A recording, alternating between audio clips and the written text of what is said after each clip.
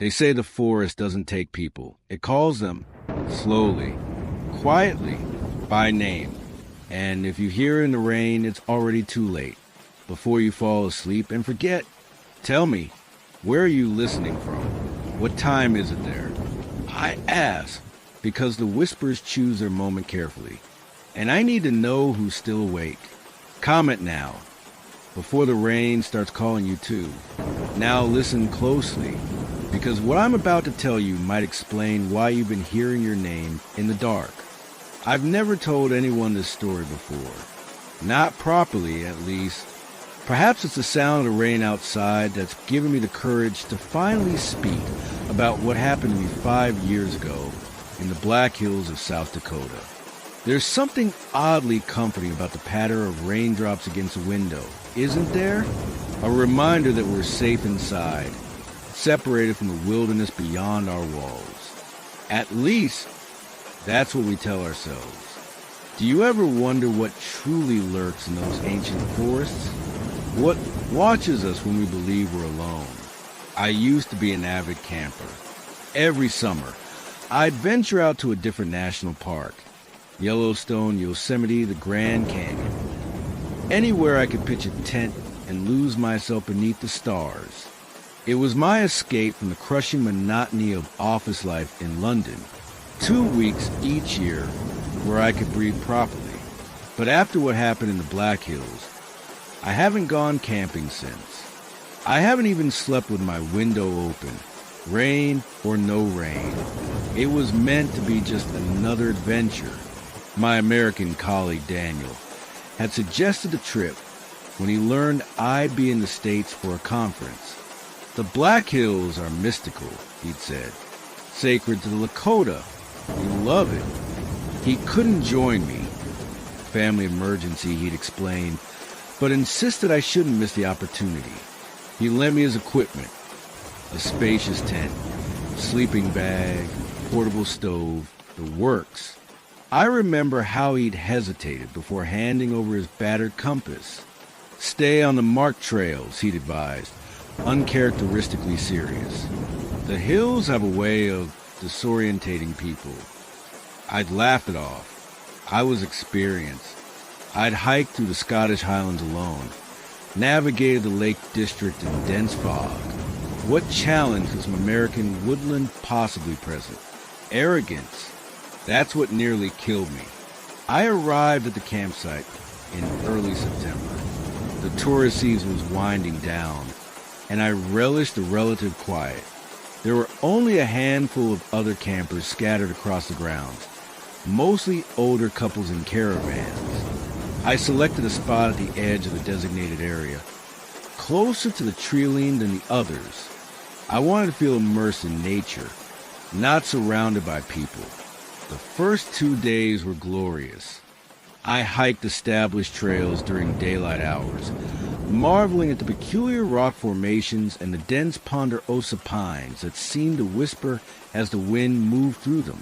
In the evenings, I'd cook a simple meal on Daniel's portable stove and sit watching the sunset paint the sky in impossible colors. On the third day, it rained, not the gentle patter we're hearing now, but a proper deluge. I stayed in my tent reading until mid-afternoon when the skies finally cleared. Restless from being confined, I decided to take a short hike before dusk. Just going for a walk, I told the campsite manager, a weathered man named Jim, back before dark. He glanced at the sky, frowning. Storm's not done yet, and these trails get slippery after rain. I'll stick to the easy ones, I promise. Just need to stretch my legs. Jim nodded reluctantly. Keep your phone charged and stay on Lookout Trail. It loops back in 3 miles. I followed his advice at first. Lookout Trail was well maintained, with wooden boardwalks over the wetter sections.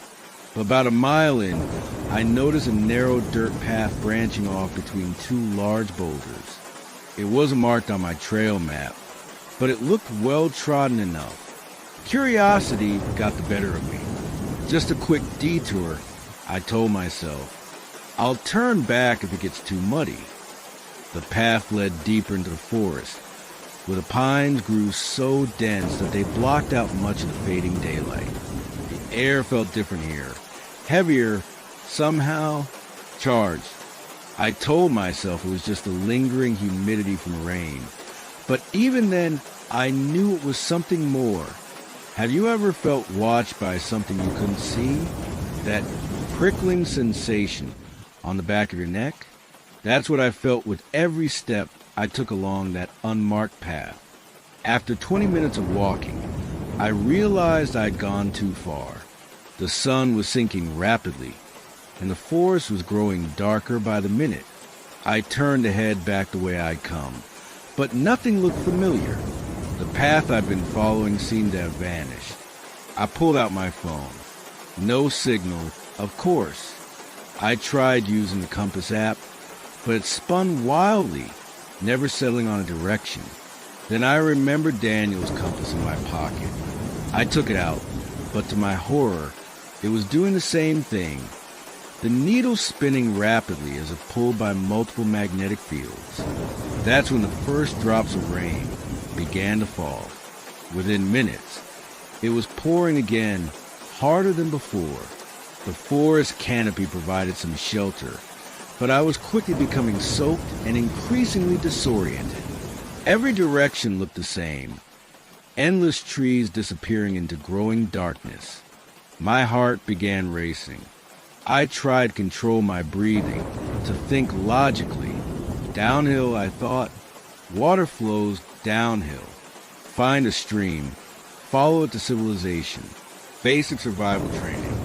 I started walking again, trying to maintain a straight line. The rain intensified, drumming against the leaves above. It would have been soothing under different circumstances, like it is now as we sit here.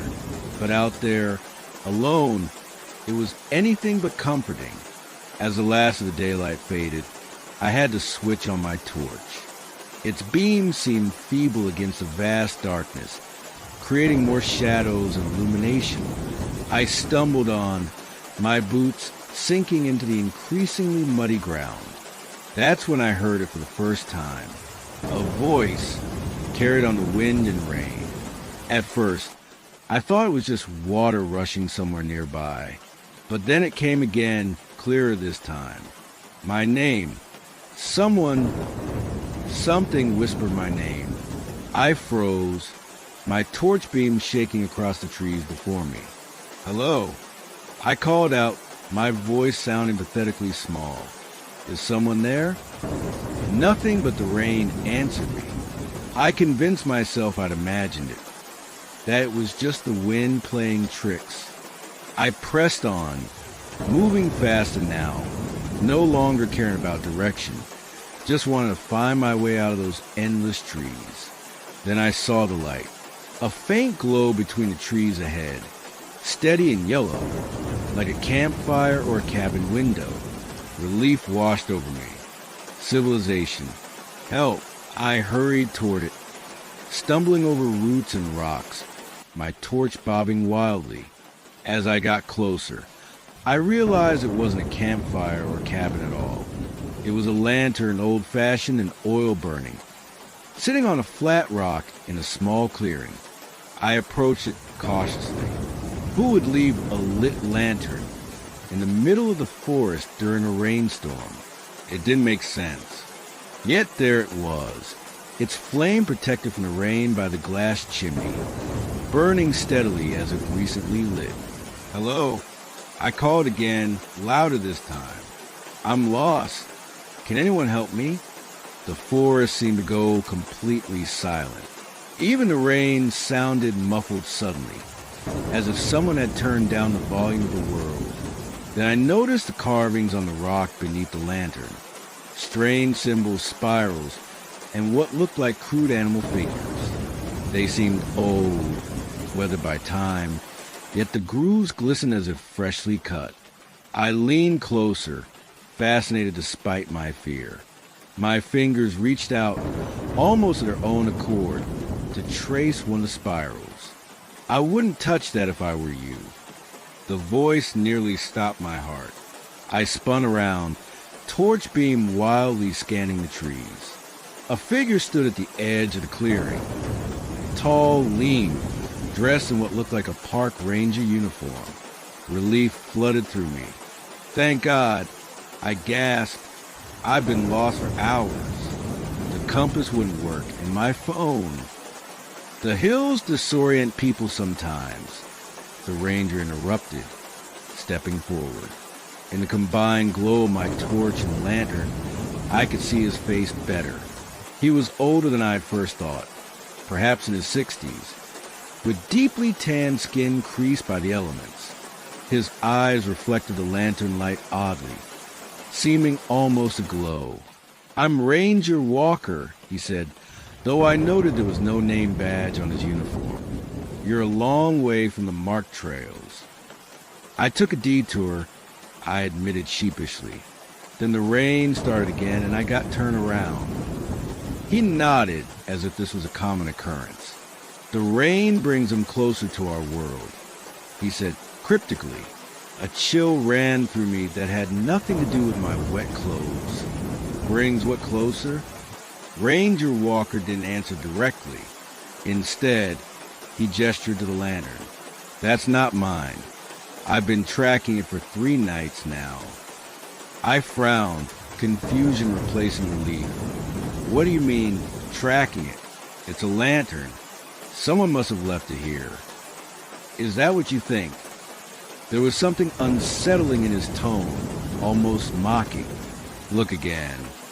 I turned back to the lantern and my blood froze. It was no longer on the rock. It was now hanging from a low branch several feet away.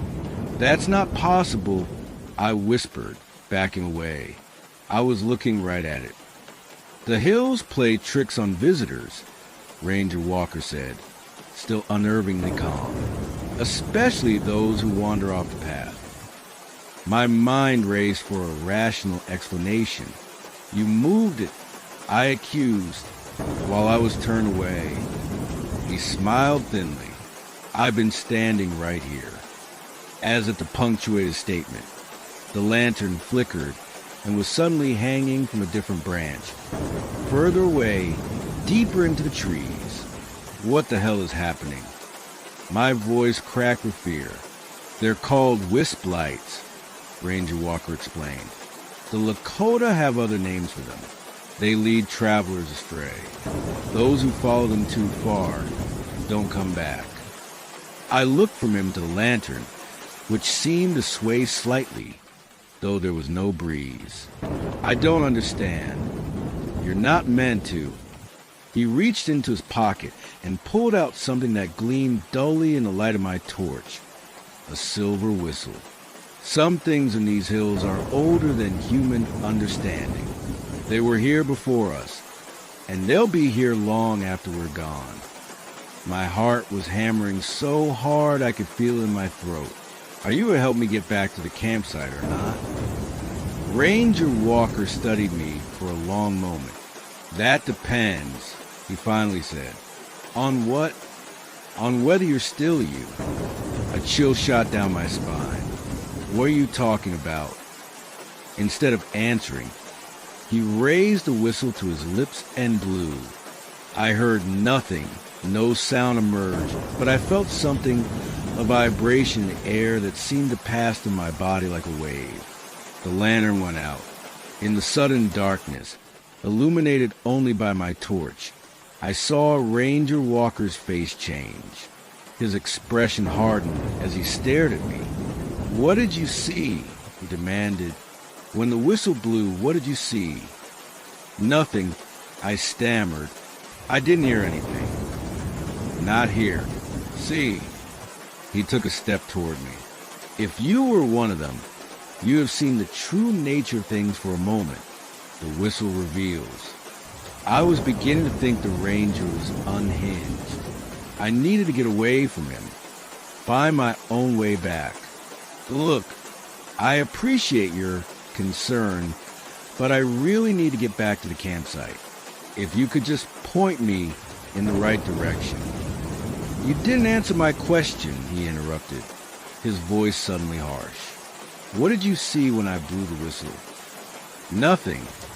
I insisted, fear making me angry. I saw absolutely nothing except you acting like a lunatic in the middle of a forest during a rainstorm. He studied me for a long moment, then his posture relaxed slightly. Good, he muttered. That's good. Before I could respond, a sound came from the darkness behind me, a soft, rhythmic clicking, like stone tapping against stone. I spun around, torch beam cutting through the rain. There was nothing there, but the sound continued, moving now, circling us. Don't run, Ranger Walker said quietly. Whatever happens, don't run.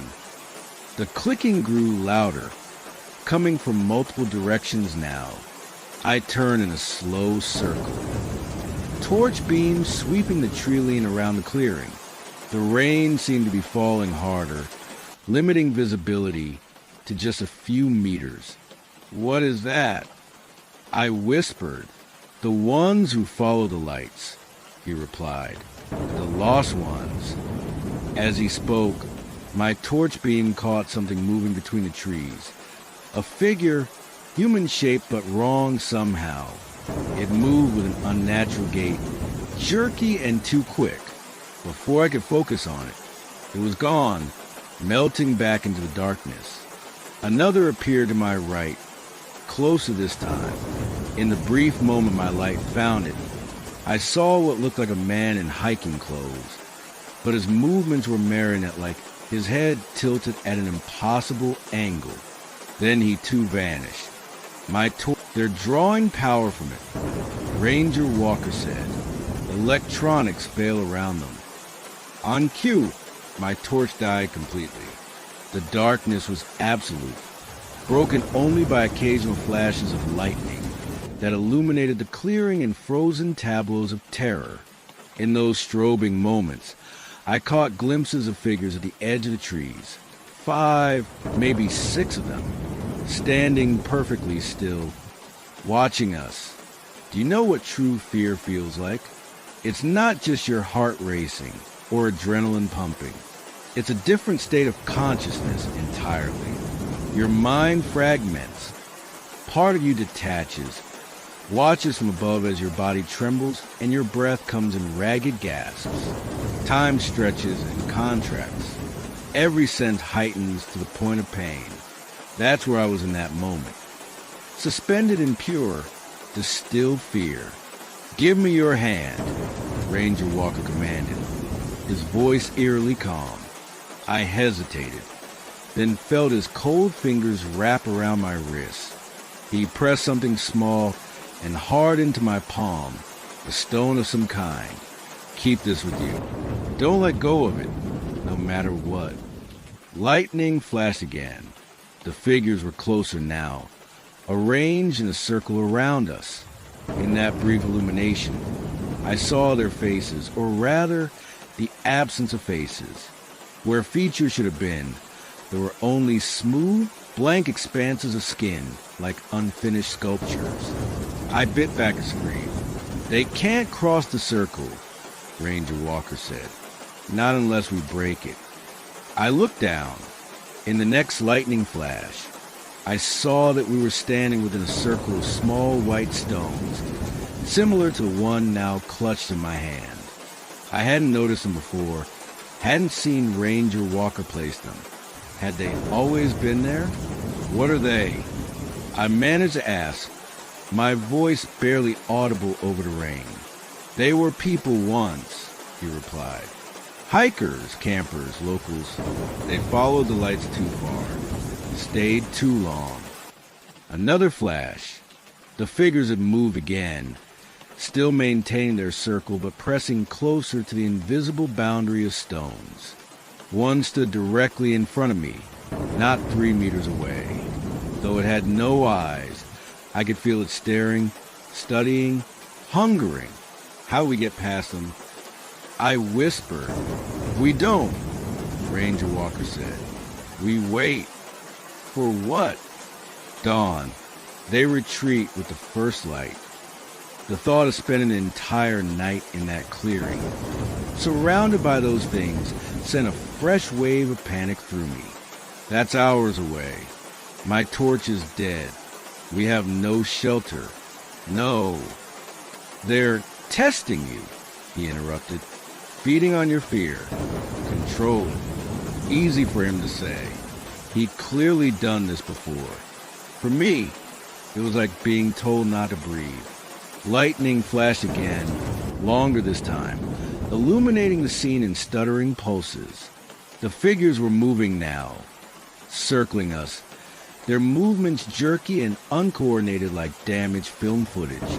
The clicking sounds grew louder, more insistent. And then, between thunderclaps, I heard my name again, whispered, just as before, but now from multiple voices, layered and echoing. They know your name, Ranger Walker said quietly.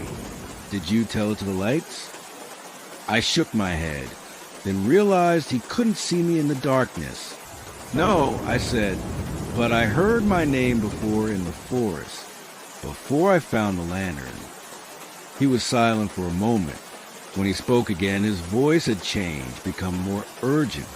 The stone I gave you, what does it feel like? I closed my fingers around it. Small, smooth, cold. Is it warming in your hand?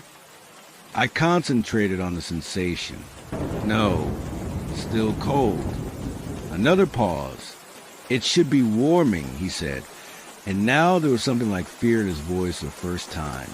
Unless lightning split the sky, thunder following almost instantly. In that moment of illumination, I saw Ranger Walker clearly. He was looking not at the figures surrounding us, but at me, his expression one of dawning realization and horror. When did you first hear your name called? He asked. I told you in the forest before. How long before? How long were you lost before you heard it? I tried to think back, to piece together the disjointed timeline. I don't know. An hour? Maybe 2.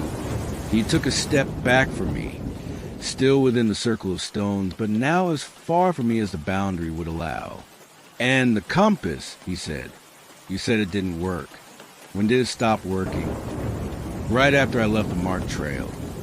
I said, confusion and fear making it hard to concentrate. Why does that matter now? In answer, he raised the silver whistle to his lips again and blew. As before, I heard nothing. But this time, something happened. The world shifted. There's no other way to describe it. Colors inverted, sounds muted. And I could suddenly see clearly despite the darkness. The trees around us glowed with a faint bluish light. The rain hung suspended in midair, droplets frozen like glass beads. And the figures beyond our stone circle were no longer human-shaped. They were tall, spindly things with too many joints. Their bodies composed of what looked like interwoven branches and sinew. Where heads should have been, they had bulbous growths covered in what I can only describe as eyes, dozens of them blinking in unison. The vision lasted only seconds before the world snapped back to normal, or what had passed for normal in that clearing. Darkness returned, along with the sound of rain and thunder.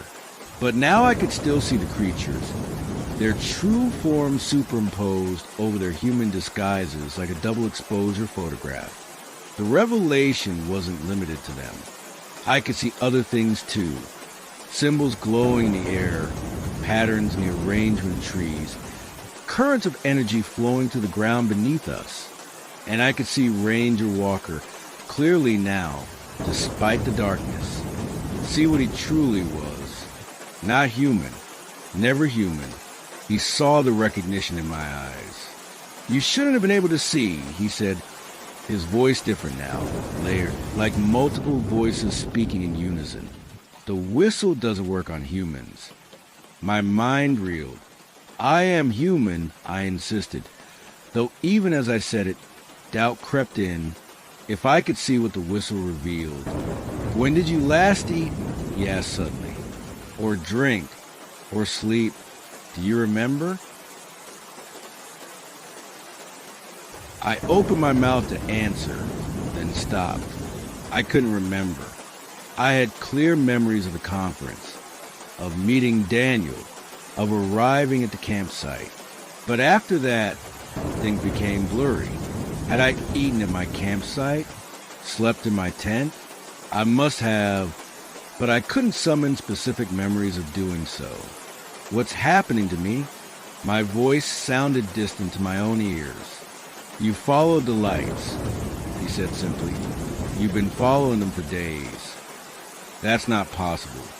I only left the trail this afternoon. Time moves differently for those who walk with the lights. The campsite manager reported you missing 4 days ago. For days? It couldn't be true. And yet, hadn't Daniel warned me about the hills disorienting people? If I've been missing that long, why are you only finding me now? I challenged. Who says this is the first time I found you? Ranger Walker replied. A chill ran through me. Before I could respond, one of the creatures beyond our circle made a sound. Not the clicking from before, but a high, keening cry that seemed to pierce directly into my brain. The others took it up, creating a discordant chorus that made me clutch my head in pain. They're growing impatient, Ranger Walker, or whatever he was, said. They know what you are becoming. And what's that? I asked, though I feared I already knew the answer. One of them, neither here nor there, caught between worlds. The stone in my hand suddenly felt heavier, drawing my attention to it. I opened my palm. In the next flash of lightning, I saw it wasn't a stone at all, but a small carving, similar to those I'd seen on the rock beneath the lantern. A spiral within a spiral, cut from some dark material. That won't protect you anymore, Ranger Walker said, noticing my discovery. It would have once, when enough of you was still human. The creature's cries grew louder. I could feel their hunger now, their desperate need to take what remained of my humanity. And part of me, a growing part, wanted to join them. There must be something you can do, I pleaded, some way to reverse this. Ranger Walker was silent for a long moment. Finally, he said, there is one way, but it requires sacrifice. Anything, I said quickly. I'll do anything. Not your sacrifice, he clarified. Mine. Before I could process his words, he reached down and broke the circle of stones, kicking one away into the darkness. The effect was immediate. The keening stopped. The rain seemed to pause. Even the thunder and lightning held their breath. Ranger Walker turned to me. Run, he said. When they take me, run toward the rising sun. Don't stop, don't look back. If you reach the main trail before dawn, you might still return to your world. And if I don't, then the next ranger will find you leading travelers astray with your lantern. His form began to shimmer, like heat rising from pavement. The hills demand balance, a soul for soul. The creatures rushed forward, no longer held back by the broken circle. They ignored me completely, converging on Ranger Walker. In seconds, he was obscured by their twisted forms. I ran through the forest, blind in the darkness, guided only by occasional lightning and some new sense that had awakened within me, a sensitivity to the energies flowing through the hills. I could feel the direction of the rising sun, even though it was hours from dawn. East, safety, humanity. Behind me, Ranger Walker's screams echoed through the trees, inhuman sound of agony that no human throat could produce. I didn't look back. I ran until my lungs burned and my legs threatened to give out. Then I ran some more, I don't know how long I ran. Time had lost all meaning in the hills. But eventually, I broke through the tree and found myself on a wide gravel path. The main trail, illuminated by the first gray light of dawn. I collapsed there, gasping for breath, feeling the strange energies that had been building within me drain away with each ray of sunlight that filtered through the clouds. The rain had stopped. The world felt normal again. A search party found me an hour later. Park rangers, local police, volunteers. They told me I'd been missing for nearly 5 days. My campsite had been undisturbed. Tent still pitched, belongings inside, as if I'd simply walked away. When I tried to explain what had happened, about Ranger Walker and the creatures, the real rangers exchanged glances. There was no Ranger Walker employed at Black Hills National Forest. They said, never had been, and the area where I claimed to have spent the night didn't exist on any of their maps. The official report listed me as another disorientated hiker, suffering from dehydration and exposure. A common enough occurrence in the hills, apparently. No one questioned it, but I know what I experienced. And sometimes in my dreams, I still hear those clicking sounds. Still see those faceless figures watching from the trees. Still feel the pull of the lantern's light, calling me back to the hills. I keep the spiral carving with me always now. It's warm since that night, no longer cold to touch. Sometimes I catch it glowing faintly in the darkness of my bedroom. A reminder, a warning, a connection to something I nearly became. Is it still raining where you are? Listen to it carefully. There are whispers in the rain, if you know how to hear them. Names being called. Yours might be among them. And if you ever find yourself in the Black Hills, stick to the marked trails. If you see a light between the trees, walk the other way.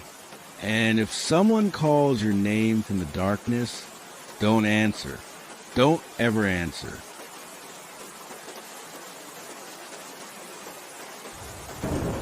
The rain's been falling steadily for hours now. It reminds me of that night 5 years ago. I suppose that's why I'm finally telling this story. The sound of water tapping against glass always brings it all back. Do you ever find that certain weather awakens memories you'd rather keep buried? There's something about rainfall that thins the veil between now and then, isn't there? I was working as a geological surveyor back then. Good money. Interesting work, though it often took me to remote locations. This particular assignment had me documenting cave formations in the northern reaches of Wales, a small system of limestone caverns largely unexplored since a brief archaeological dig in the 1970s. Nothing terribly exciting on paper, just routine measurements and sample collections for a university research project. I'd rented a small cottage, about 20 minutes drive from the cave entrance. Quaint little place. Stone walls, thatched roof, the sort of holiday accommodation that shows up on postcards. Deceptively charming, as it turned out. The locals in the village nearby seemed pleasant enough, though somewhat reserved whenever I mentioned my work at the caves. I attributed it to the usual rural suspicion of outsiders. You've encountered that too, haven't you? That subtle shift when you mention you're just passing through? My first 3 days at the cave site were uneventful. I'd arrive early morning, work until dusk, then return to the cottage. The cave system wasn't particularly extensive. A main chamber with 4 smaller offshoots, nothing deeper than about 200 meters. I'd nearly finished my survey work when the weather turned. The forecast had mentioned light showers, but what arrived instead was a proper deluge. I considered packing up early that 4th day when the rain began, but I had just one section left to document. A narrow passage leading off the eastern wall of the main chamber. My predecessor's notes have been oddly incomplete about this particular tunnel, marking it simply as unexplored potential instability. Protocol dictated I should at least assess it visually, even if a full exploration wasn't feasible. The passage was tight, barely wide enough for my shoulders, and descended at a sharp angle. I shone my torch ahead, seeing nothing but more tunnels stretching deeper into the earth. The rock here was different, darker, with peculiar striations I hadn't observed elsewhere in the system. Interesting enough that I decided to venture a bit further than perhaps was wise. After about 15 meters, the passage widened abruptly into a small chamber, roughly circular and about 5 meters in diameter. My torch beam revealed walls covering what I initially took to be mineral deposits, crystalline structures that caught the light and threw it back in prismatic patterns. Beautiful, really, but as I moved closer to examine them, I realized they weren't natural formations at all. They were carvings, hundreds of tiny, intricate symbols etched into the rock face, arranged in concentric circles. Some resembled letters from alphabets I couldn't identify. Others were pictographic, stylized human figures, astronomical symbols, and recurring spiral patterns. I'm not an archaeologist, but even I knew this was a significant find. I began photographing everything, careful not to touch the carvings. That's when I first noticed the acoustic properties of the chamber. Each small sound I made, the click of my camera, the scuff of my boot, returned with peculiar delay, as if the echo were traveling much farther than the confines of this small space should allow. Curious, I cleared my throat and spoke aloud. Hello? The echo came back, but not immediately. 3, perhaps 4 seconds passed before I heard it. Longer than physically possible given the chamber's dimensions. And when it did return, it wasn't quite right. Not distorted exactly, but altered. The syllables stretched, with a subtle change in pitch. I told myself it was simply an unusual acoustic phenomenon. Caves often have strange sound properties. Nothing to be concerned about. I continued documenting the chamber, moving methodically around its circumference. Near the far wall, opposite the entrance passage, I found what appeared to be a natural shelf in the rock, upon which sat several objects. A small ceramic bowl, blackened as if by fire. 3 stones arranged in a triangle, each carved with one of the symbols from the walls. And most strangely, what looked like a hand mirror made of polished obsidian, its handle wrapped in some kind of preserved animal sinew. These were artifacts, not geological features. Human-made objects that, by their appearance, had been there for centuries at least. I should have left them untouched, reported the find to the proper authorities. That would have been the professional thing to do. Instead, I picked up the mirror. The obsidian was surprisingly warm to the touch, and heavier than it looked. Its surface was so perfectly polished that it seemed to absorb my torch beam rather than reflect it. I angled it, trying to catch my reflection, but saw only darkness in its surface. A darkness that seemed somehow deeper than mere absence of light. And then it spoke, not with a voice, not exactly. It was more like thoughts inserted directly into my mind, bypassing my ears entirely. A whisper that originated inside my own head. Who comes? Who disturbs? I nearly dropped the mirror in shock. My rational mind immediately supplied explanations. Exhaustion, perhaps the beginning of migraine, or maybe carbon dioxide levels in this deep chamber affecting my cognition. I'd heard of cavers hallucinating due to poor air quality, but then it came again, clearer this time. You are heard. You are seen. Name yourself. This isn't real, I said aloud, my voice shaking. The words echoed in that same strange, delayed fashion, coming back wrong, transformed into sounds that almost, but not quite resemble my original statement. Real? What is real? The surface world is illusion. Here is truth. Here is memory. Name yourself surface dweller. My hands were trembling now. I should have put the mirror down, left the chamber immediately. Something was very wrong, either with the air in the cave or with my own perception. But I didn't leave. A terrible curiosity had taken hold of me. My name is Thomas Harwick, I said, addressing the mirror directly now. Who were you? The delay seemed longer this time before my echo returned. But when it did, it wasn't my voice at all. It was something using the acoustic properties of the chamber to form words. Words that sounded like they'd been assembled from fragments of my own speech, recombined and altered. Thomas Harwick. Thomas. We remember this name. We have heard it before.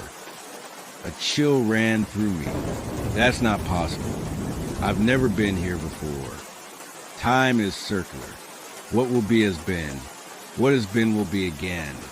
Thomas Harwick has spoken to us before. Will speak to us again.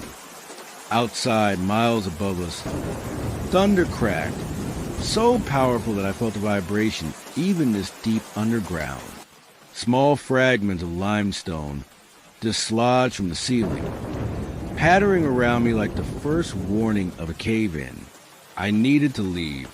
Now, but as I turned toward the passage, torch beams swinging wildly across the carved walls, I saw that the symbols were moving, rearranging themselves, flowing like liquid across the stone surface, forming new patterns, new messages.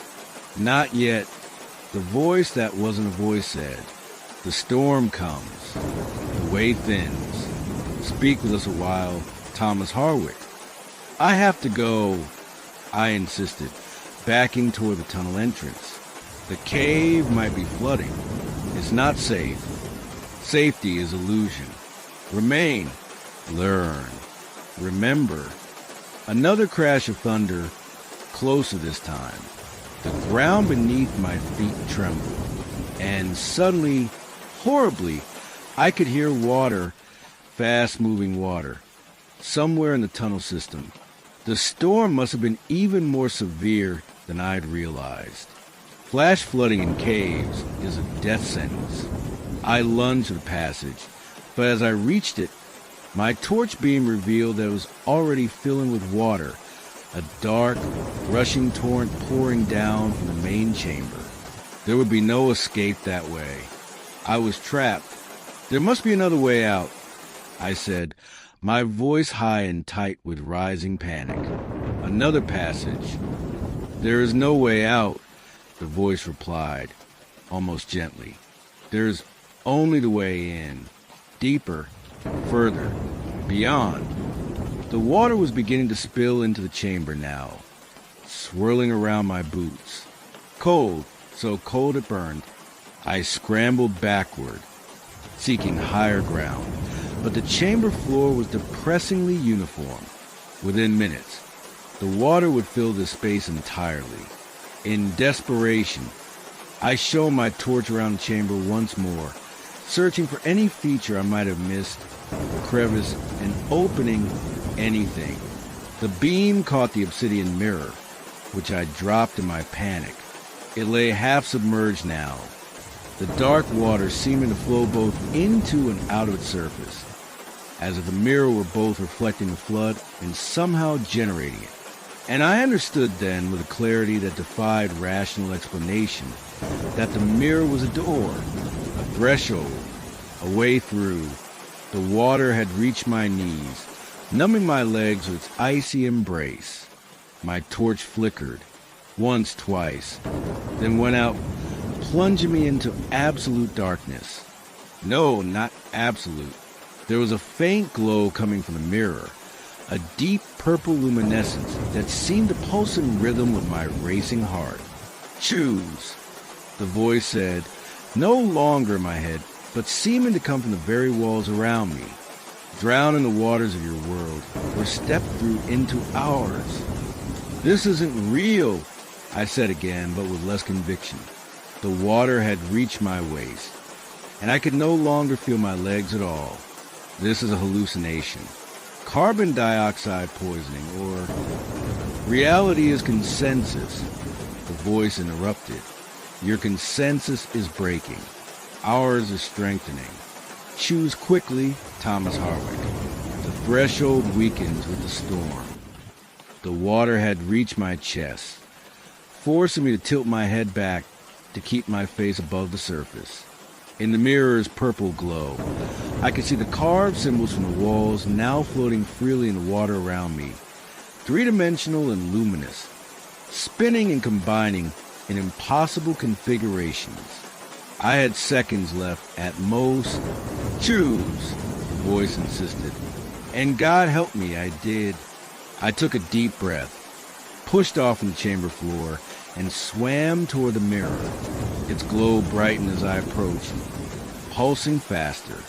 The water around it seemed to bend and distort, as if being sucked into an invisible drain. As my fingers touched its surface, I expected to feel solid obsidian. Instead, they passed through, encountering resistance like thick syrup, but not solidity. The sensation extended up my arm as I pushed further, an electric tingling that wasn't quite painful, but wasn't pleasant either. With the last of my breath burning in my lungs, I forced my head and shoulders through the mirror's surface and emerged somewhere else entirely. I won't describe what I saw on the other side. Can't describe it, really. Human language lacks the vocabulary for that place. Those beings, those laws of physics that aren't our own. I retain only fragments, impressions, colors that don't exist in our spectrum, geometries that shouldn't be possible, entities composed of thought rather than matter. What I will say is that I wasn't alone there. Others had passed through before me. Some recently, some centuries ago. Time moved differently in that realm. We were all there together, all us mirror travelers. Our consciousness is preserved like insects in amber.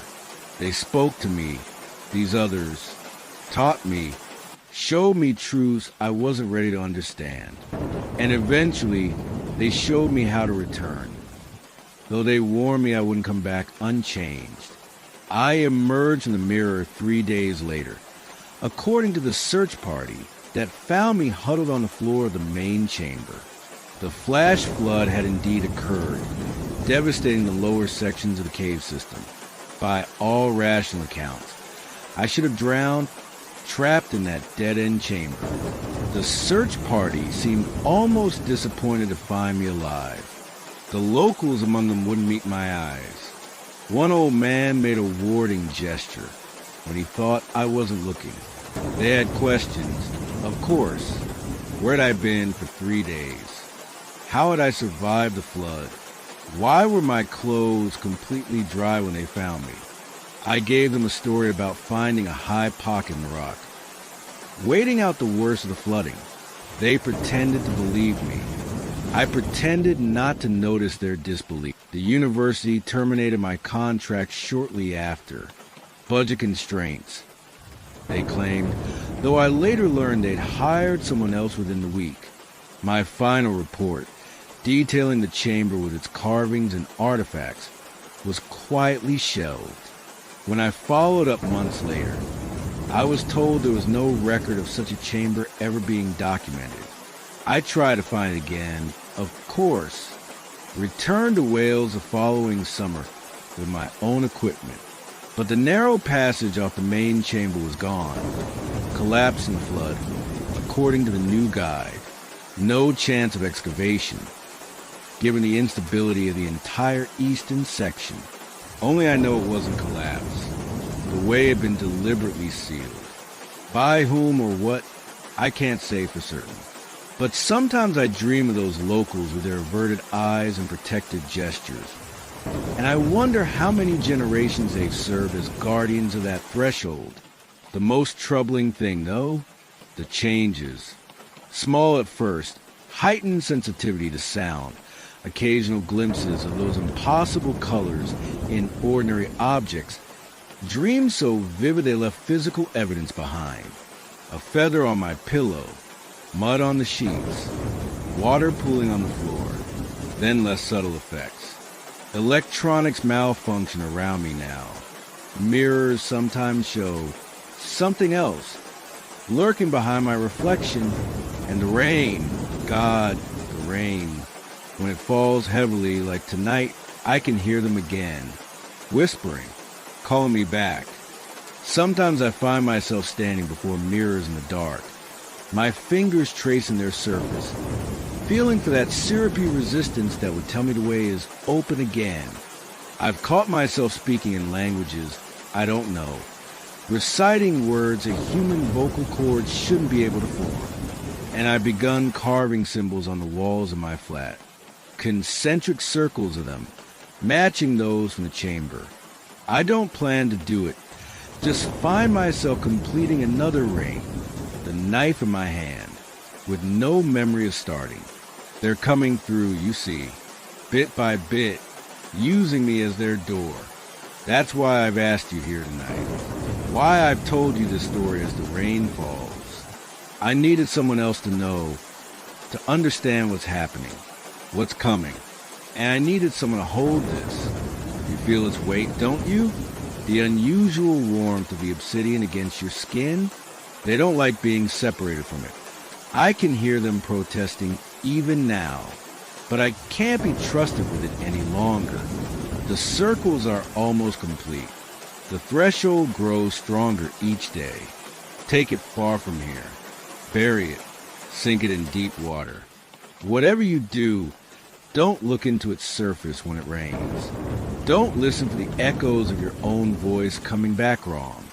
And if you ever hear something calling your name when you're alone, when the rain is drumming against your windows and the power has gone out, something that sounds almost, but not quite, like a human voice, do what I failed to do. Don't answer. Run.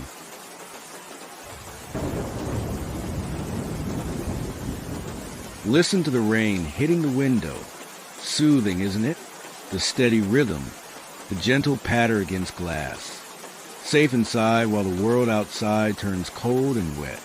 I've always loved rainy nights, found comfort in them, until last autumn.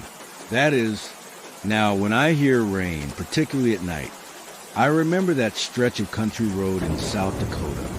I remember the headlights cutting through sheets of water, the windscreen wipers fighting a losing battle, and most of all, I remember her, the woman who wasn't there.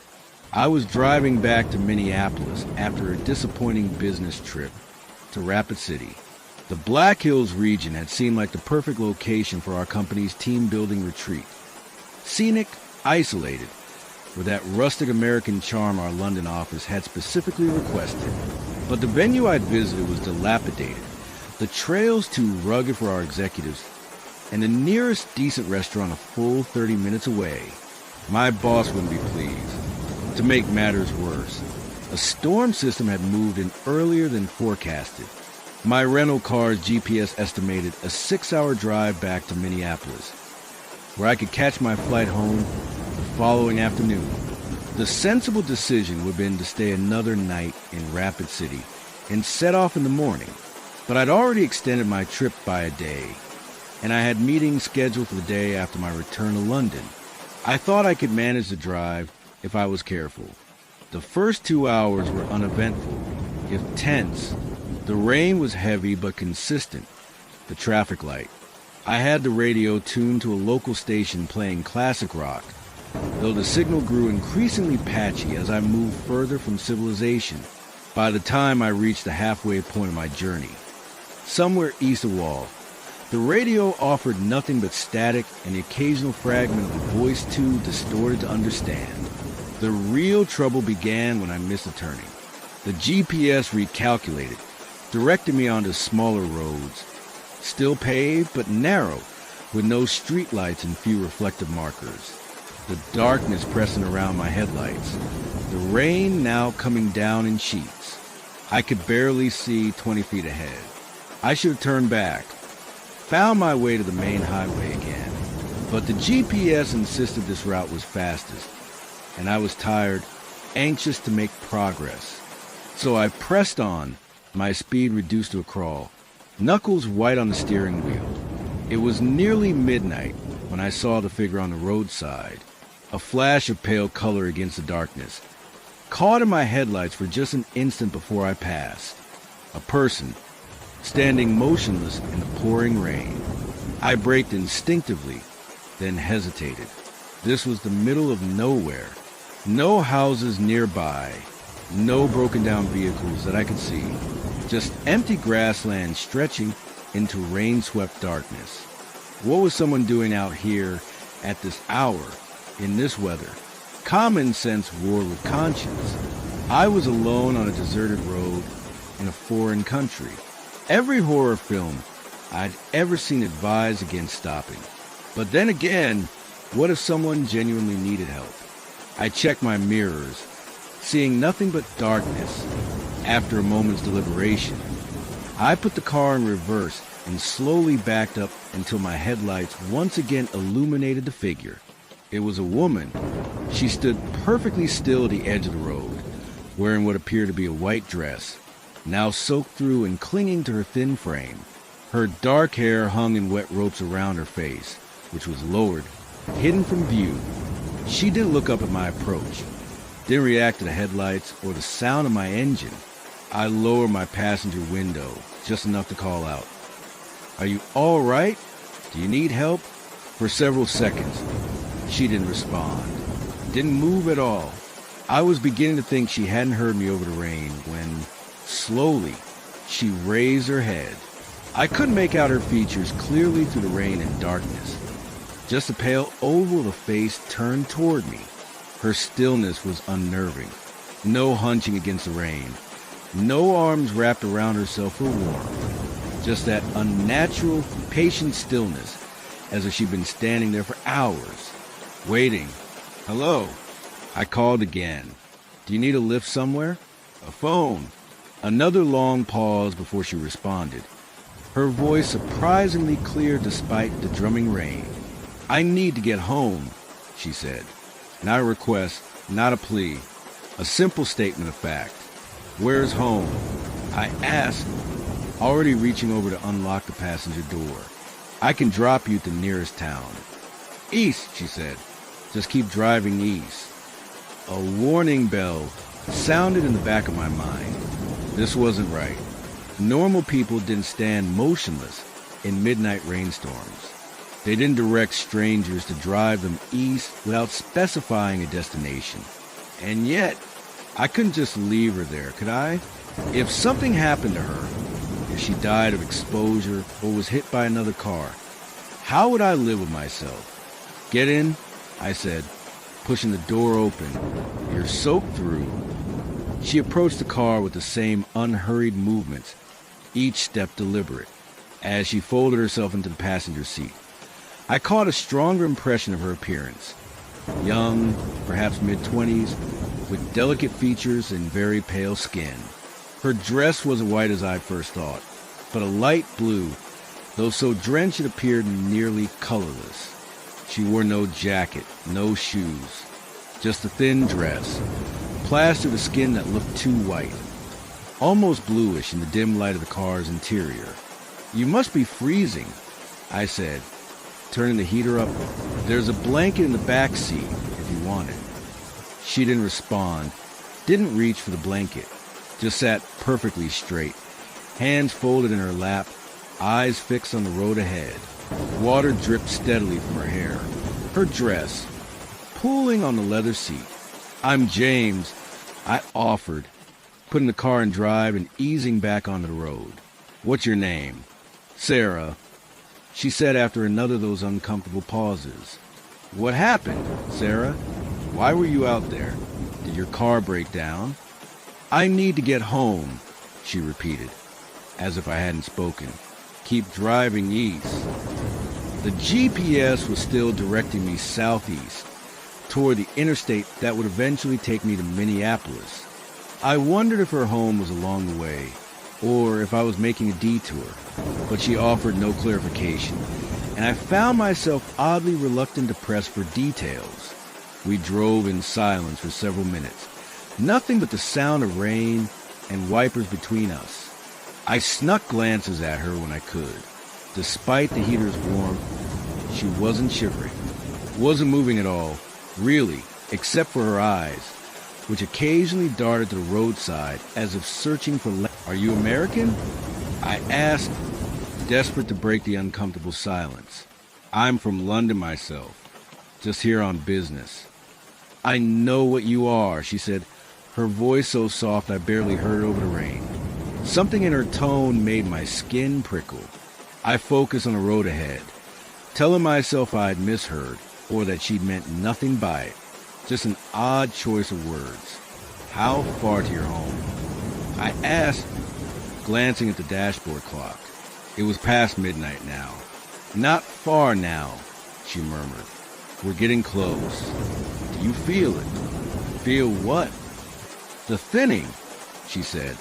The boundaries weaken in places like this, especially on nights like this. I didn't know how to respond to that. The conversation had taken a turn into the surreal, and I found myself wishing I'd trusted my initial instincts and kept driving. You're uncomfortable, she observed, turning to look at me properly for the first time. Don't be. You were meant to find me tonight. It's been arranged. Arranged by whom? The question came out more sharply than I'd intended. She smiled, a small, knowing curve of her lips that didn't reach her eyes. You wouldn't understand if I told you. Few do, until they had crossed over. The rain intensified suddenly, hammering against the roof with such violence I could barely hear myself think. The road ahead disappeared into a wall of water, forcing me to slow to a near crawl. We should stop, I said. Wait for this to ease up. I can barely see.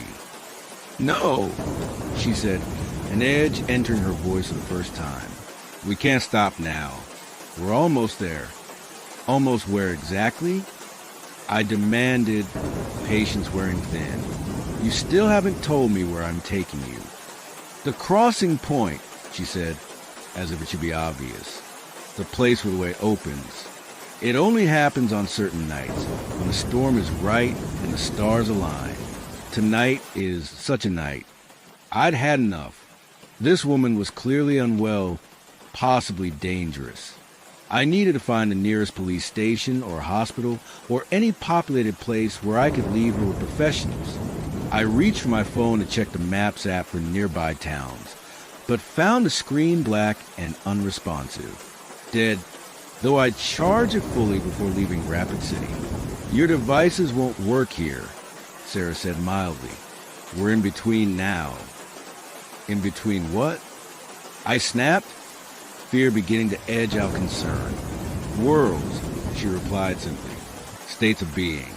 Call what you like. The road exists in both places for a time. During the crossing, I stepped on the brake, bringing the car to a complete stop in the middle of the empty road. I think you should get out now, I said, fighting to keep my voice level. I'm not comfortable with... Look, she interrupted, pointing through the windscreen. We've arrived. Despite myself, I looked through the curtain of rain. My headlight illuminated a bridge ahead, an old, narrow stone structure spanning what appeared to be a river swollen with rainwater. Beyond the bridge, the road continued into darkness. I don't understand, I said. What's special about this bridge? It's a threshold, she explained, suddenly animated. Can't you feel it? The vibration in the air? The way the rain hangs suspended for just a fraction too long. And to my horror, I realized I could feel it. A subtle wrongness in the atmosphere. A quality to the darkness beyond the bridge that seemed deeper than mere absence of light. The rain did seem to hesitate in its descent, as if fighting against some unseen resistance. Drive forward, Sarah urged, onto the bridge. I need to cross tonight, and I need a vehicle to do it. A vessel. Understanding dawned, cold and terrible. You were waiting for someone to drive by. I said, anyone would have done. She tilted her head, studying me with eyes that suddenly seemed too dark, too deep. Not anyone, she corrected. It had to be someone not from here. Someone already between worlds themselves. A traveler passing through. Like you, James from London. I reached for the gear shift, intending to reverse, to get as far from this bridge as possible. But my hand froze halfway. Not because Sarah had moved to stop me. She hadn't.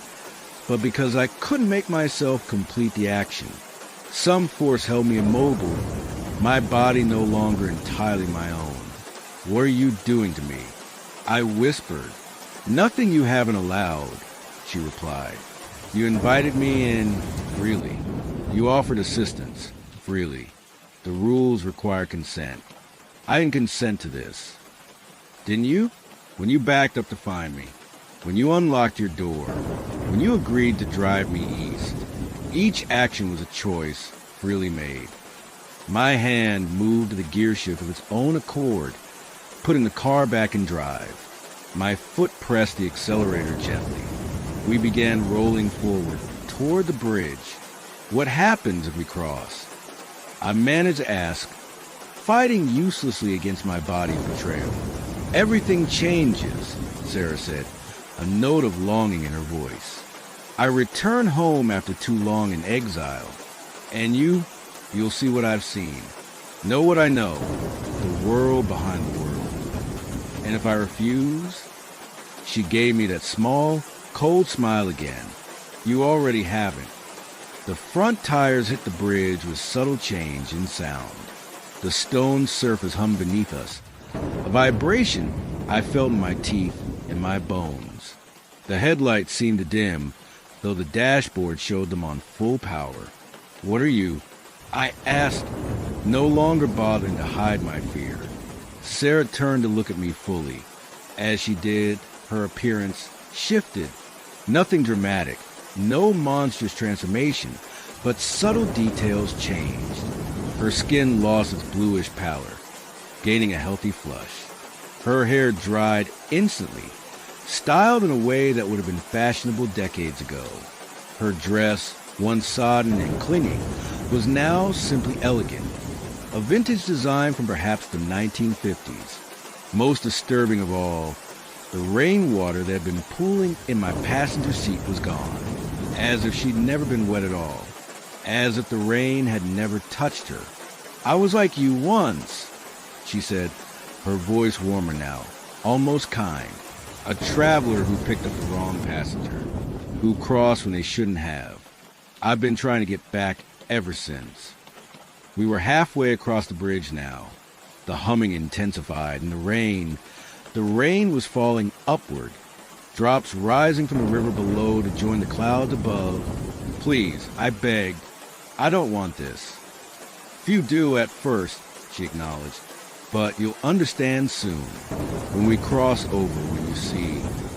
Her words cut off as headlights suddenly appear behind us, bright beams cutting through the rain. Another car, approaching the bridge from the same direction we had. Sarah's expression transformed into one of alarm. No, she hissed. They can't interfere. Not now. The car behind us flashed its high beams twice, then accelerated, drawing alongside us on the narrow bridge. A dangerous maneuver under any circumstances, but seemingly impossible given the bridge's width. Yet somehow the vehicle managed it. A dark SUV with tinted windows. As it pulled level with us, the passenger window rolled down. A man looked out, middle-aged, with a weathered face and eyes that had seen too much. He wore what appeared to be a park ranger's uniform. Stop the car, he called to me. Don't cross the midpoint. Sarah let out a sound that wasn't quite human, a hiss of frustration and fury. Ignore him, she commanded. Drive faster. We're almost there. My foot pressed harder on the accelerator, though I fought against it. The Ranger's SUV kept pace. She's not what she appears, the Ranger shouted over rain. If you cross the midpoint with her, you'll never return. At least, not as yourself. Help me. I managed to call back. I can't stop the car. The ranger nodded grimly, as if this was expected. He reached back into his vehicle and produced what looked like an old silver whistle. Before Sarah could react, he put to his lips and blew. I heard nothing. No sound emerged, yet the effect was immediate and startling. Sarah screamed, a sound of genuine agony, clutching her head as if in unbearable pain. The invisible force controlling my movements vanished. I slammed on the brakes, the car skidding on the wet stone. We stopped inches from the center of the bridge, which was marked by a subtle change in the stonework, darker, older blocks giving way to newer repairs. The ranger pulled his SUV across our path, blocking the way forward. He emerged, whistle still in hand, approaching my passenger side with careful steps. "Get out of the car," he instructed me, slowly. "Don't run." I didn't need to be told twice. I unbuckled my seatbelt and opened my door, the sound of the rain now deafening as it fell normally again. As I stepped onto the bridge, I felt the stone vibrating beneath my feet, a sensation like standing on a massive tuning fork. Sarah remained in the passenger seat, her form flickering now between the dry, elegant woman she briefly appeared to be and something else. Something I couldn't quite see clearly, as if my mind refused to process the image. "What is she?" I asked the ranger, who had positioned himself between me and the car. "Not she," he corrected. And it's not from around here." "I gathered that much," I said, a hysterical edge to my laugh. "Some kind of ghost." The ranger shook his head. "Nothing so simple. There are entities that exist in the spaces between places, in the folds and cracks of reality. They find weak points, crossroads, bridges, cave entrances, and wait for someone to help them cross over fully into our world." "Why me? Why night?" "You're an outsider here," he explained. "A foreigner. It makes you more susceptible. And tonight," he glanced up at the rain. "The storm thins the boundaries, makes crossing easier. Inside my car, Sarah, or whatever it was, had stopped flickering. Her form stabilized, but not as the young woman I'd picked up. Her skin had turned gray and paper-thin, stretched too tight over a frame that seemed both emaciated and somehow wrong in its proportions. Her eyes had sunk deep into their sockets, glowing faintly with inner light. Her mouth, when she opened it to speak, revealed teeth too numerous and too sharp. "This isn't over," she said, her voice distorted now, layered with sounds no human throat could produce. "I've waited decades for a night like this, a vessel like him. I won't wait decades more." The ranger raised his whistle again. "You've lost your chance. Return to your side and release your hold on the vessel." "And if I refuse?" she asked, using my own question against me. "Then I destroy the bridge," he said simply. "With you on it, trapped between, with no way to cross either direction. An eternity of nowhere." I couldn't tell if he was bluffing. The creature that had called itself Sarah apparently couldn't either. It glared at him for a long moment, then at me. "Remember this moment," it said to me, "when you stood at the threshold and glimpsed what lies beyond. Part of you wanted to see. Part of you still does." And the terrible thing was, it wasn't wrong. Despite my fear, despite the obvious danger, some small, curious part of me did wonder what lay on the other side of that bridge. What world or state of being this creature called home. "Another time," it said, almost gently. Then it simply unraveled. There's no other way to describe it. Its form came apart like threads of a tapestry, each fiber fading into the rain until nothing remained but an empty, wet passenger seat. The ranger lowered his whistle, shoulders sagging with what looked like exhaustion. "Close one," he muttered. "Who are you?" I asked. "How did you know to find us here?" "Name's Ranger Walker," he said, As for how I knew, let's just say I've been patrolling these roads for a long time. I know the signs, the conditions, when crossings are likely to be attempted. There are more like her? I couldn't keep the horror from my voice. More than you want to know about, he confirmed. Most folks drive right by them, protected by their disbelief, their unwillingness to stop. Those who do stop, he didn't need to finish the thought. I looked back at my car, suddenly reluctant to re-enter it. Walker seemed to understand. It's gone, he assured me. For now, but I'd advise getting off these back roads. Head straight to the interstate. Stick to populated areas for the rest of your journey. What was it really after? I asked. It said something about needing a vessel. Walker's expression darkened. They can't fully manifest in our world without displacing something that belongs here. If you crossed the midpoint with that thing, it would have taken your place, your body, your life, and me. What would have happened to me? He looked away, out into the rain. Best not to dwell on that. But I already knew I would have become like it. A thing between worlds, desperate for a way back, waiting by roadsides on rainy nights for unwary travelers. Walker walked me back to my car, checking the interior thoroughly before allowing me to get in. My phone suddenly came back to life. Screen illuminated with a flood of delayed notifications. Follow me, he said. I'll lead you to the highway. I did as instructed, my headlights fixed on his taillights, hands shaking on the steering wheel.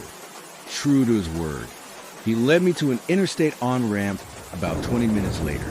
Before driving off, he pulled alongside me one last time. Word of advice, he called through his open window. When you're traveling unfamiliar roads, especially at night, especially in the rain, don't stop for strangers, no matter how harmless they seem, no matter how much your conscience tells you to help. I'll remember, I promise. He nodded, satisfied. Safe travels, then.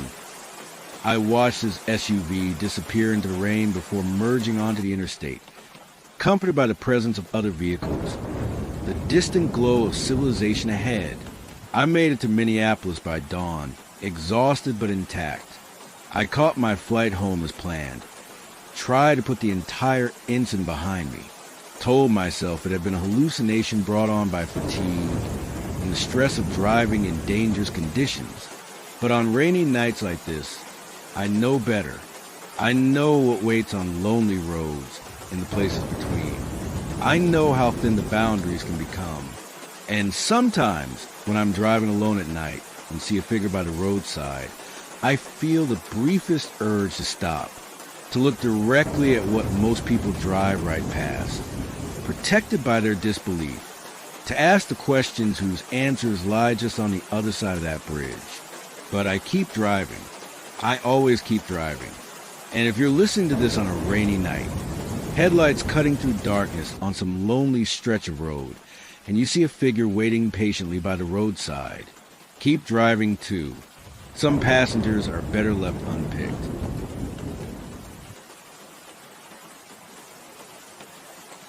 The rain against my window tonight reminds me of that evening. It's been 3 years now, but I still wake up sometimes, heart racing, convinced I can hear footsteps in the wet soil outside my bedroom. Do you ever feel that way?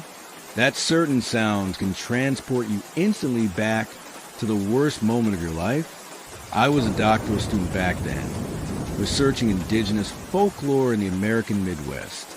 My focus was on narratives that persisted across multiple tribes despite geographical separation. Stories that suggested common origins or experiences. My university had secured me a research grant to spend 6 months traveling through rural areas, recording oral histories from tribal elders and examining local archives. I'd been on the road for nearly 4 months when I arrived in the small town of Hollow Creek, just east of the Black Hills in South Dakota. It wasn't even a proper town, really, just a cluster of buildings surrounding a crossroads, population barely scraping into 3 digits. but it was positioned at the intersection of historical territories of 3 different tribes, making it potentially valuable for my research. The locals were polite, but reserved when I explained my purpose. Yes, there were some elders I could speak with. No, they didn't think there would be much of interest to me. Yes, there was a small bed and breakfast where I could stay. The proprietor, an elderly woman named Marlene, showed me to a sparse but clean room on the 2nd floor and mentioned that dinner would be served at 6. That first evening, as I sat in the small dining room with the B&B's only other guest, a traveling salesman who seemed eager to leave town, Marlene mentioned almost casually that I'd arrive at an interesting time. The Hollow Festival starts tomorrow, she explained, refilling my water glass. Happens every autumn. Most important event in Hollow Creek. What kind of festival is it? I asked, immediately intrigued. Local celebrations often preserved elements of historical traditions. Exactly the sort of thing I was researching. Marlene hesitated. Just briefly enough that I almost missed it. Harvest Festival, mostly. Been going on longer than anyone can remember.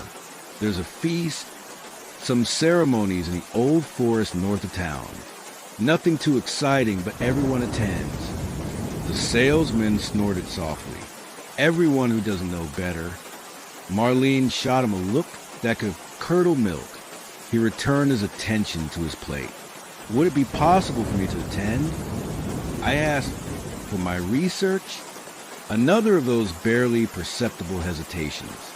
I don't see why not. You're staying through the weekend anyway, aren't you? The festival's only one night.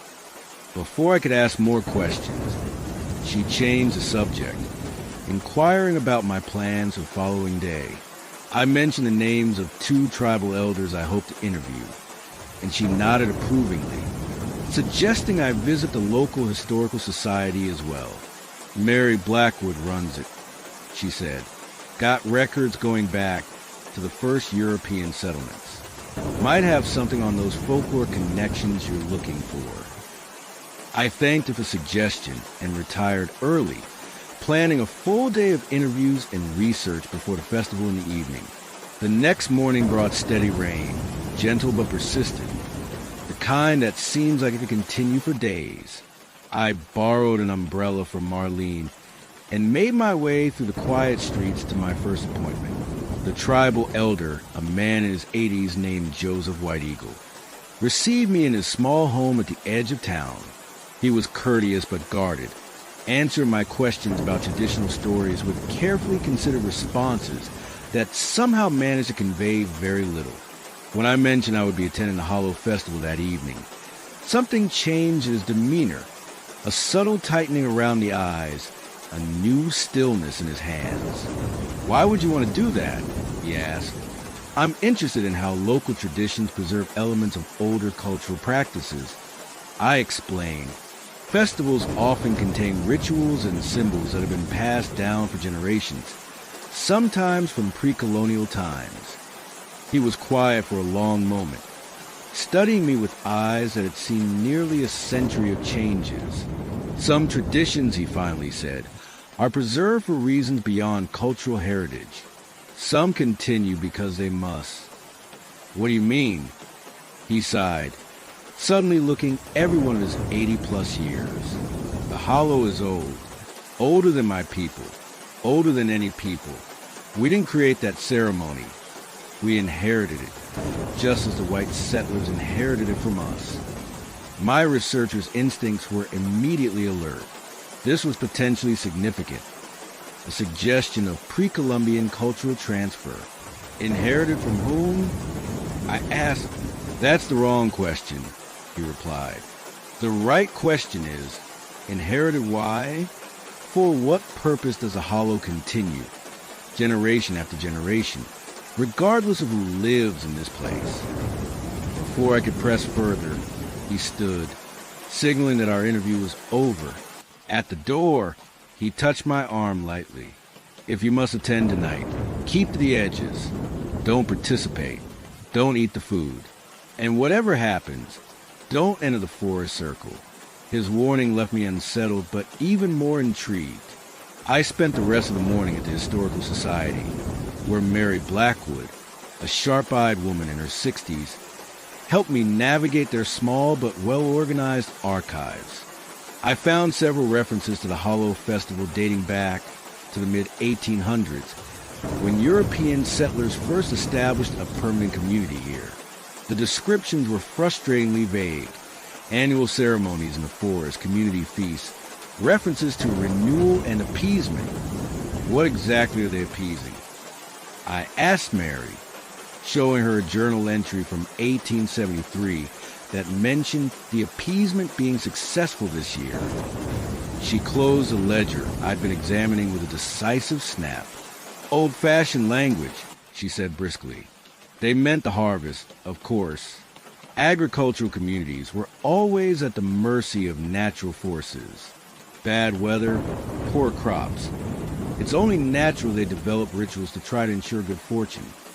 It was a perfectly reasonable explanation. So, why didn't I believe her? The rain continued throughout the day, sometimes easing to a drizzle, sometimes strengthening to a steady downpour.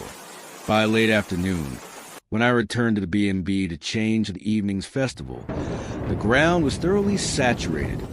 Every depression, Marlene provided me with a heavy raincoat, better than that flimsy umbrella for tonight, and directions to the festival grounds, about a half-mile north of town where the houses gave way to dense forest. Follow the lanterns, she instructed. They'll be lit by now, marking the path. The food will be under tents, but the ceremony itself, well, that happens regardless of weather. I thanked her and headed out into the early evening gloom. The rain had settled into a steady rhythm, not heavy but persistent. Drops tapping against my borrowed raincoat in a sound not unlike gentle finger drumming.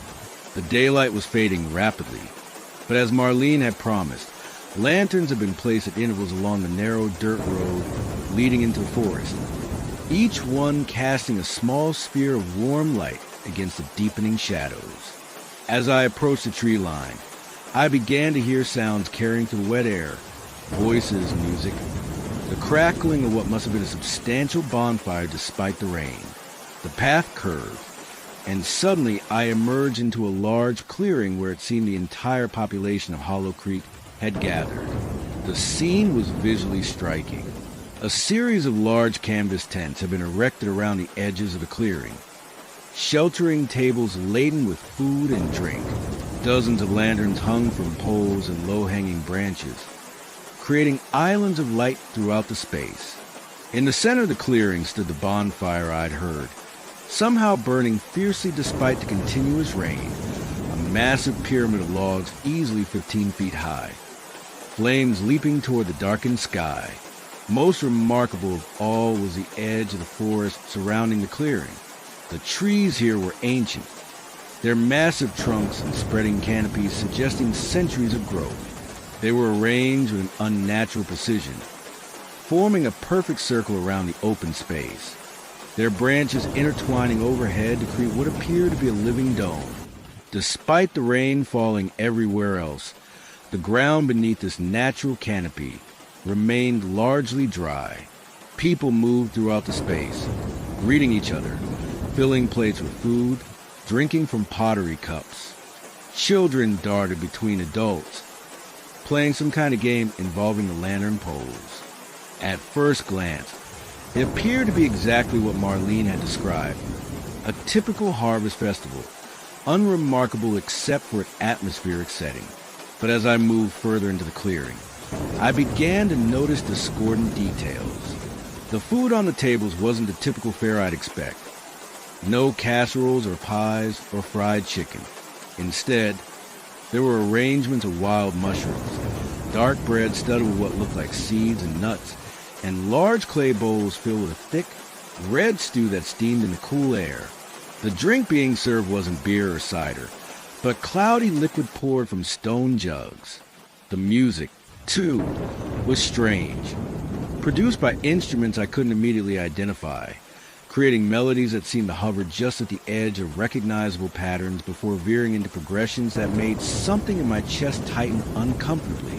And the people, something about their movements felt choreographed, as if they were all following a script they'd rehearsed many times before. Their conversations, their laughter, their seemingly casual interactions, all had an undercurrent of deliberateness, of ritual. I kept to the periphery as Joseph had advised, observing rather than participating. No one approached me directly, though I received numerous glances, some curious, others vaguely concerned, a few actively hostile. I noted that while most residents were present, not everyone seemed equally involved. Some, particularly the older members of the community, took more active roles, directing others, overseeing preparations. Others, mainly younger adults, appear to be going through the motions, their enthusiasm clearly forced. As full darkness descended, the character of the gathering began to shift. The children were ushered back toward town by a group of teenagers who did not return. The music changed, becoming more rhythmic, dominated by percussion. People stopped eating and drinking, forming a large circle around the bonfire. One man stepped forward. The mayor, I'd been told earlier, though I hadn't caught his name. He raised his hands, and the music ceased. "The time has come," he announced, his voice carrying clearly despite the continued patter of rain. "As it has always come, as it will always come. The hollow awaits." A murmur passed through the crowd, not excitement or anticipation, but something closer to resignation. The circle parted, and for the first time, I noticed a gap in the ring of ancient trees, a pathway leading deeper into the forest. Lanterns marked this path as well, but these emitted a different quality of light. Not the warm yellow of the clearing's illumination, but a pale, green-tinged glow that seemed to waver and pulse. From this pathway emerged 3 figures wearing elaborate masks carved from what appeared to be wood, painted in faded colors and adorned with feathers, bones, and small animal skulls. Their bodies were draped in layers of rough-spun fabric, hands and feet wrapped in leather bindings. Each carried a staff topped with a lantern matching those that lined the forest path. "The guides have come," the mayor intoned. "They will lead us to the hollow." The masked figures took positions at equal points around the circle. One of them raised their staff, tilting the lantern so that its greenish light spilled over the assembled villagers. Where the light touched, people stepped forward, 8 in total, 4 men and 4 women, ranging in age from perhaps 20 to 60. I realized with a cold jolt that this was some form of selection process. The second masked figure raised their lantern, its light sweeping the crowd, selecting 8 more people. Then the third did the same. 24 people now stood separated from the rest, arranged in 3 groups of 8. Their expressions ranged from grim acceptance to barely concealed terror. No one protested, though several exchanged what appeared to be farewell glances with family members remaining in the main group. The mayor approached each of the selected individuals, painting a symbol on their foreheads with a dark substance that glistened wetly in the firelight. From my position at the edge of the clearing, I couldn't make out the precise shape, but it appeared to be the same intricate spiral I'd seen in some of the Historical Society's oldest documents. "The chosen will enter the hollow," the mayor announced. "There they will make the offering, as we have done since time immemorial. Through their sacrifice, balance is maintained." Sacrifice? I felt a chill that had nothing to do with the rain or the night air. Surely this was symbolic language, a ritual dramatization of agricultural offering, but the faces of the chosen suggested otherwise. They looked like people being led to their execution. I knew I should leave, return to town, perhaps even contact authorities. But academic curiosity rooted me in place. I had to see what would happen next, to understand what this ceremony actually entailed. The 3 masked guides turned and proceeded back to the gap in the trees, each leading their group of 8 along the green-lit path. The mayor and the remaining villagers formed a procession behind them, moving with slow, measured steps. I hesitated only briefly before falling in at the very back of the procession, telling myself I would maintain a safe distance, ready to retreat at the first sign of genuine danger. The path wound through the forest, narrowing as we progressed, so that eventually we were walking single file. The trees pressed close on either side, their branches forming a tunnel overhead that somehow kept the rain at bay despite the continuing sound of water striking leaves above us. After perhaps 10 minutes of walking, the path opened into another clearing, smaller than the first and perfectly circular. Unlike the festival grounds, no tents or tables stood here. The space was empty except for a ring of stone pillars, 9 of them, each about 7 feet tall, arranged around what appeared to be a depression in the ground at the center of the clearing. The procession filed in, the villagers arranging themselves in concentric circles around the stone pillars. The 3 guides led their selected groups to stand before specific pillars, positioning them with careful precision.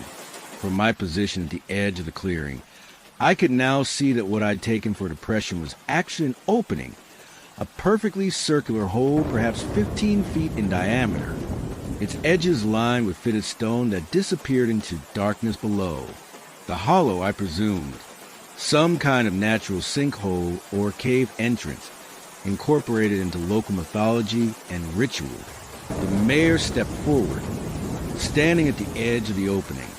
"Since before memory," he began, his voice carrying the cadence of oft-repeated liturgy, "we have maintained the covenant. What dwells below must be appeased. What hungers must be fed. The balance must be preserved. The balance must be preserved." The assembled villagers echoed. The rain, which had been our constant companion throughout the evening, suddenly intensified, dropped striking the canopy above with such force that a fine mist began to penetrate the leafy ceiling, enveloping the clearing in a ghostly haze. And then the sound changed. The rainfall continued, but beneath it came a new sound, a deep, rhythmic thrumming that seemed to emanate from the opening in the ground. I felt it more than heard it, a vibration that traveled up through the soles of my feet and resonated in my chest cavity. The masked guides began to move, circling the stone pillars in a complex pattern, their staffs leaving trails of greenish light in the mist. The 24 selected villagers remained motionless, their faces now slack, eyes fixed on the darkness of the opening. The thrumming intensified, resolving into a pattern that almost suggested language. Not words I could understand, but communications nonetheless, questions and responses, demands and acknowledgments. The mayor was speaking now too, his voice joining this strange communion, using words that weren't quite English but that I somehow understood on some primal level. He was negotiating. That realization hit me with absolute clarity. This was not merely a symbolic ritual or cultural tradition. The mayor was actively bargaining with something that dwelled beneath the forest floor. I must have made some involuntary sound of shock, because several heads turned in my direction. One of the masked guides broke from their pattern, approaching me with deliberate steps. Up close, I could see that the mask was far older than I'd initially thought. It would darken with age, the paint faded to ghostly suggestions of original colors. Through the eye holes, I glimpsed not eyes but darkness, as if nothing existed behind the mask at all. "You do not belong here, observer," the guide said, their voice surprisingly normal, with a slight accent I'd noted in many older Hollow Creek residents. "Yet you have witnessed what few outsiders have seen. This complicates matters." "I'm sorry," I stammered. "I'm a researcher. I was invited to the festival." "To the feast, perhaps. Not to the Hollow." "Never to the Hollow." The guide tilted their head, studying me. "But now that you are here, perhaps there is purpose in it. The offering this year has been insufficient. The hunger grows." Before I could process the implications of these words, a disturbance broke out near the central opening. One of the selected villagers, A young man, perhaps in his early 20s, had broken from his position and was attempting to flee. He made it only a few steps before collapsing to his knees, clutching his head in apparent agony. The thrumming from below intensified, now accompanied by a scent that filled the clearing, musty, organic, reminiscent of soil after rain, but with undertones of something metallic and sharp. "It comes," the guy beside me whispered, stepping back to rejoin the circle. The opening in the ground was no longer empty darkness. Something was rising from below, not emerging fully, but extending upward like a searching tendril. In the green-tinged lantern light and misty rain, I couldn't discern its exact nature. It seemed simultaneously solid and vaporous, holding a definite shape while constantly shifting within that form. What I could perceive clearly was its effect on the chosen villagers. As the entity rose higher, they began to move toward the opening, steps mechanical, eyes fixed on the apparition. The young man who had tried to flee was now crawling toward it, tears streaming down his face even as his body propelled itself forward against his will. "The first 8 approach," the mayor intoned. "As agreed, as promised, 8 to sustain, 8 to preserve, 8 to silence." The first group, led by their masked guide, reached the edge of the opening. Without hesitation, without sound, they stepped forward one by one and disappeared into the darkness below. There was no splash, no impact, just the simple, terrible fact of their absence where moments before 8 human beings had stood. A sound emerged from the opening then, not quite a sigh, not quite a growl, but something that conveyed both satisfaction and continued hunger. The tendril-like protrusion expanded, grew more defined. I could now make out appendages, structures that resembled limbs but jointed in impossible ways, surfaces that shifted between what looked like bark, fur, and something like wet stone. "The second 8 approach," the mayor continued. "As agreed, as promised. 8 to nourish, 8 to strengthen, 8 to blind." The second group moved forward. Their guide positioned them at the edge. Like the first, they stepped into nothingness without resistance, vanishing into the maw of whatever ancient entity dwelled below Hollow Creek. The tendril now filled nearly the entire opening, aspect of its form suggesting features that my mind couldn't properly interpret. Structures that might have been eyes or mouths or sensory organs unlike anything that had evolved on Earth's surface. "The third 8 approach," the mayor said, his voice now trembling slightly. "As agreed, as promised. 8 to complete, 8 to seal, 8 to forget." The final group moved to the edge, but as they did, the entity below seemed to hesitate, its form contracting slightly. The thrumming changed tone, becoming sharper, more insistent. The mayor's face drained of color. "It is not satisfied," he whispered, loud enough for me to hear. The hunger has grown beyond the traditional offering. The masked guide who had spoken to me earlier turned in my direction once more. "The observer," they said, voice carrying across the now silent clearing. Unexpected but present. Not bound by covenant, but witness to it. The balance demands adjustment. Dozens of eyes turned toward me. I began backing away, seeking the path we'd entered by, but found my retreat blocked by villagers who had silently repositioned behind me. "No," I said, finding my voice at last. "I'm not part of this. I don't consent to whatever this is." "Consent is immaterial," the mayor replied, his tone apologetic but firm. "The Hollow takes what the Hollow requires. It has done so since before human memory, before human presence in these lands. We merely manage the process, ensure its efficiency. Better 8 willingly offered than dozens taken in the night. Or hundreds," an elderly woman added, as happened before the covenant was established. "You're sacrificing people," I said, try to appeal to any sense of humanity that might remain in these people. Actual human beings. This is murder. It is survival, the mayor countered. Not just ours, but yours as well. What sleeps beneath the hollow extends far beyond this place. Its hunger, if left unsated, would not remain confined to our small community. The thrumming from below intensified, the sound now painful in its resonance. The tendril-like protrusion began moving, extending beyond the opening, reaching into the clearing itself. Where it touched the ground, the soil blackened and steamed despite the rain. I made a desperate break then, shoving past two surprised villagers and sprinting for what I hoped was a path back to town. I made it perhaps 20 yards before something caught my ankle.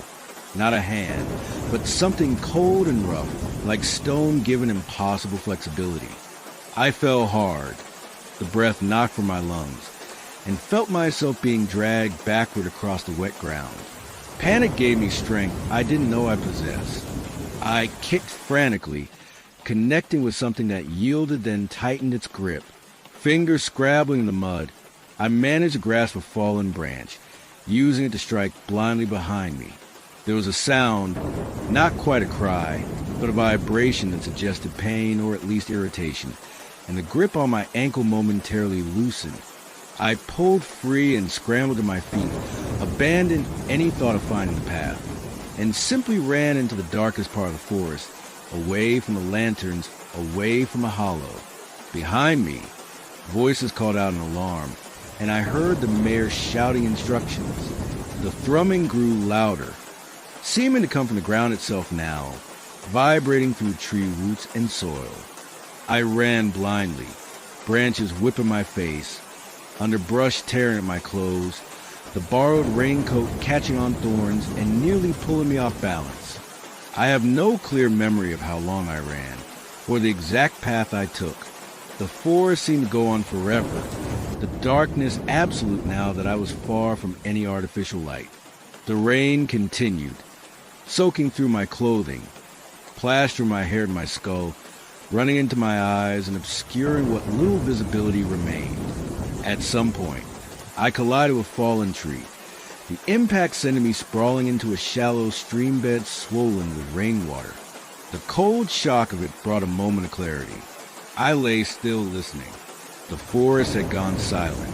No thrumming, no voices, no sound pursuit. Just the steady patter of rain and the soft gurgle of water flowing around me. Had I escaped? Or had they simply given up the chase, returned to their ceremony with the third group of sacrifices? I didn't wait to find out. Getting slowly to my feet, I picked a direction and began walking, no longer running but moving as quickly and quietly as I could manage on shaking legs. Eventually, after what felt like hours, I glimpsed lights ahead. Not the eerie green glow of the ritual lanterns, but the yellow illumination of ordinary electric streetlights. I'd somehow circled back to Hollow Creek. I kept to the shadows, avoiding the main street, making my way to the small motel at the edge of town rather than returning to Marlene's B&B. The night clerk, a bored teenager clearly uninvolved with the forest activities, barely glanced at my mud-covered appearance as he handed over room key in exchange for cash.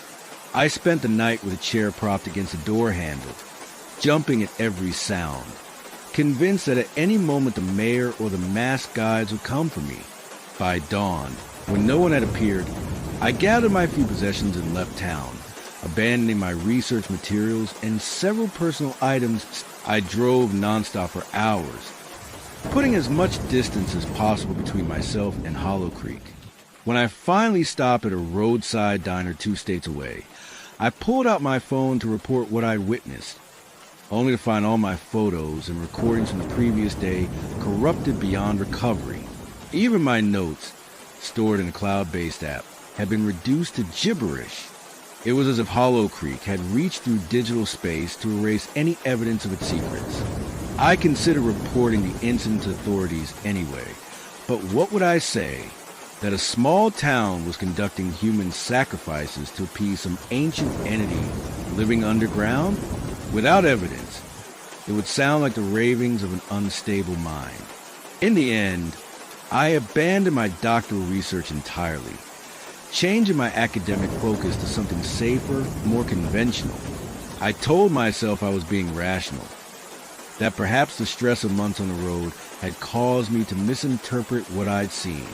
Perhaps the entire experience had been some elaborate psychological experiment or community theatrical tradition that my overtired brain had processed as reality. But I know what I saw, what I felt, what nearly took me into the darkness beneath the forest floor. 3 years have passed. I've established a comfortable academic career far from South Dakota, published papers on entirely different subjects, created a life that bears no connection to that rainy night in Hollow Creek. Yet every autumn, as the leaves change and the first cold rains arrive, I find myself checking news sources for any mention of that tiny community. There's never anything. No reports of missing persons, no investigations, no disturbances of any kind. Hollow Creek remains unremarkable, unmemorable, deliberately overlooked. Sometimes I wonder if I should have done more, tried harder to expose what happens there. But then I remember the mayor's words about the covenant, about what happened before it was established, about hunger not confined to one small community. And I wonder if perhaps the residents of Hollow Creek, for all their horrific practices, are maintaining a balance far more important than I can comprehend. If their sacrifices, medieval and monstrous as they seem, are preventing something much worse. The rain is falling harder now, droplets striking my window with increasing urgency. In that rhythm, if I listen carefully, I can almost make out a pattern, almost, but not quite, like the thrumming that rose from beneath the forest floor. I tell myself it's just rain, just water falling from the sky, nothing more. But tonight, as on many rainy nights, I'll check that my doors are locked. I'll avoid looking too long into dark corners or reflective surfaces. And I'll whisper a quiet apology to those 24 people who walked into darkness, so that the rest of us could live in the light. Because I know the truth now, a truth I suspect humanity has always known in its oldest memories, its most primal fears. There are ancient things in this world, things that hunger, things that must be appeased. And somewhere in a forest clearing, as the autumn rains begin, the people of Hollow Creek are preparing their offerings once again.